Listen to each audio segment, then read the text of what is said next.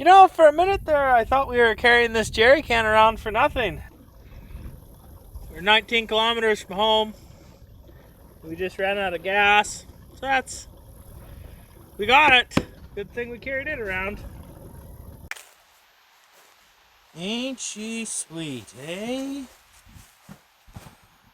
Welcome to Heathen's Garage. This isn't a very planned episode. So you're watching this exactly a week after Miles of Mayhem. We didn't have a lot of time to do much a week after Miles of Mayhem because we didn't get back till Saturday night, and Sunday was pretty much I slept all day. But I figured, hey, we'll throw a short episode together. Let's just talk about what happened on the Jeep on Miles of Mayhem. When we first left for Miles of Mayhem, headed to Saskatoon from Lacombe, it's like, I don't know, maybe 500 kilometers, 600, maybe it's 800 kilometers. I don't really remember. But anyways, when we left for there, the first problem we had, within 20 minutes, we were overheating like crazy. Off came the hood.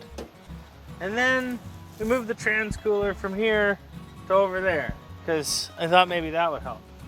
Now, by the time we got, I don't know, an hour away, I realized there's something a little more serious going on here, because it's never run this hot. There's no reason it should be, other than it's hot outside.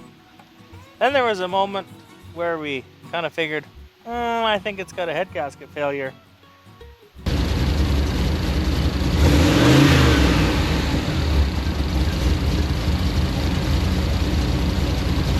Shut it off. Anyways, 2 cans of stop leak later, and we just carried on with the week. It cooled off, it seemed to seal up, everything was fine. Like, it was just as hot outside, and after the stop leak, it wasn't running near as hot. Like, it was very evident that something changed after the addition of stop leak. And like, I'm kind of a non-believer, but it's pretty tough to be a non-believer after it worked for it. So, I'll never say anything bad about it again. Now, we also noticed we had a few minor issues with this center console that I built. Namely, this doesn't fit a normal sized like Gatorade bottle. It'll fit a Coke bottle, which is what I sized it on, but that's the maximum. So that's a problem. Also, when you want to get into it, you have to take everything out of here. So we're going to design something different in the future. Now, another problem we came across towards the end of the week was this. There's something horribly loose inside of there. Like, I'm not exactly sure what it is. I haven't had one of these columns apart before, but anyways, like, the whole shifter and everything moves. So that needs all taken apart and figured out. That was just starting to get loose for the last pass or two. It's way worse now than it ever was when I was racing. Like, I didn't realize it would go quite so loose so fast. Elvis, what are you doing over there? Hello. Come here, buddy. Elvis, come here. Come on, Elvis. Walk faster. Are you so old? Now, as far as any other issues, horn button fell off. That was pretty tragic. And I lost both gas caps, like my spare one and the one I use, because I'm just a bit incompetent, and I left them on the roof and then drove away without putting them on. Both of them on the way home, one gas stop after another.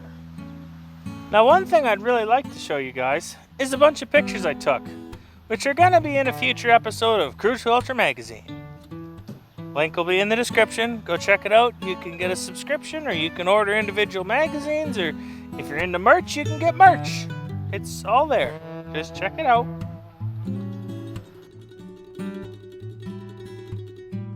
If you're watching this and you went on Miles of Mayhem, what did you spend on fuel?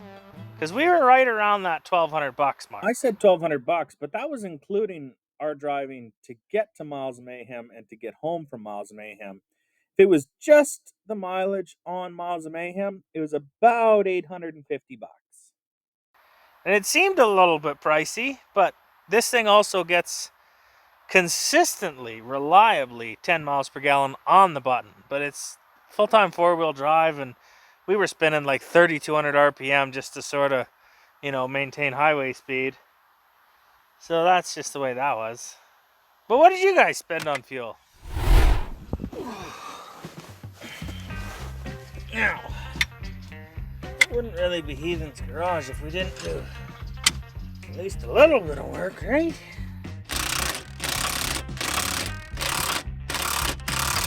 That's not going to go near high enough there.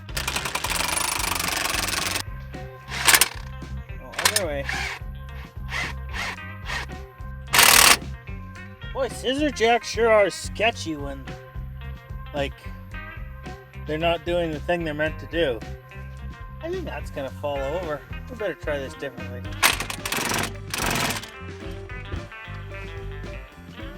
I don't know, that's still really bad, but we won't put our face underneath of it. These rear studs sure are long enough. No question there.